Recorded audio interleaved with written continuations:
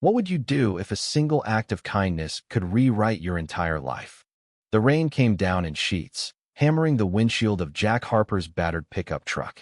It was late, past midnight, and the backroads of Mill Creek were empty, save for the occasional flicker of lightning.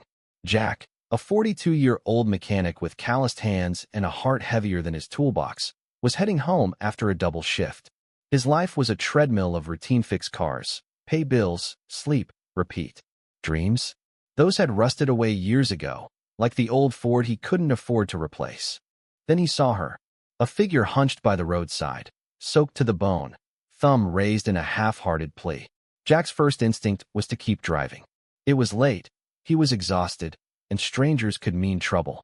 But something in her posture, small, shivering, almost swallowed by the storm, tugged at him. He pulled over, mud splashing under his tires. "You okay?" he called, rolling down the window.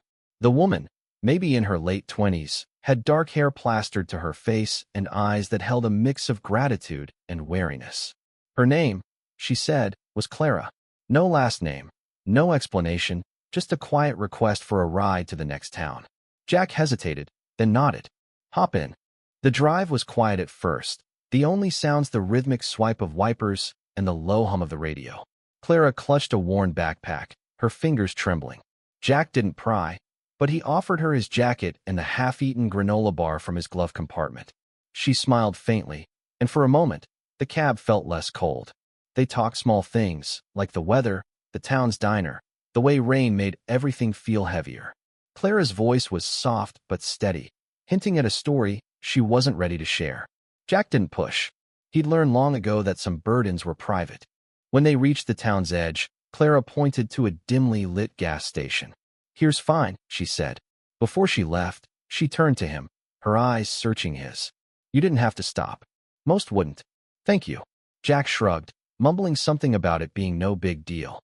She slipped into the rain, and he drove home, thinking little of it. The next morning, Jack woke to an unfamiliar sound, a low, rhythmic thumping that shook the windows of his small trailer. Stumbling outside, bleary-eyed and coffee in hand, he froze. A sleek black helicopter sat in the empty field across the road, its blades slowing to a stop. Two men in sharp suits stepped out, their polished shoes absurdly out of place in the muddy grass. "Jack Harper," one called, his voice cutting through the morning chill. Jack's stomach twisted. "Yeah, that's me. What's this about?" The man introduced himself as Mr. Grayson, a lawyer. "We represent Clara Ellison," he said, and Jack's mind raced. "Clara? The woman from last night. She's the daughter of Edward Ellison, founder of Ellison Industries. She was stranded last night after a personal matter. You helped her when no one else did." Jack blinked, unsure if this was a prank. "Okay, so why the helicopter?" Grayson smiled, handing him an envelope. Inside was a letter, handwritten by Clara, and a contract. The letter was brief but raw, thanking Jack for his kindness and explaining that her father, a reclusive billionaire, had passed away months ago, leaving her to navigate a world of vultures and false friends. Last night, she'd been running from a betrayal she didn't detail. Jack's simple act stopping in the rain had reminded her that trust still existed. The contract was the real shock. It offered Jack a position as director of a new charitable foundation under Ellison Industries, with a salary that made his head spin and resources to help struggling communities like Mill Creek. "She wants someone with a good heart," Grayson said. "Someone who doesn't act for gain.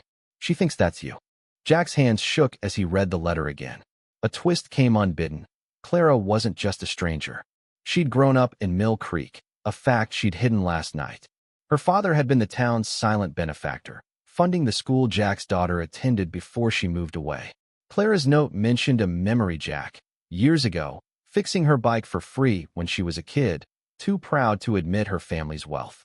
He hadn't recognized her in the rain, but she'd never forgotten him. For the first time in years, Jack felt something stir a spark of purpose.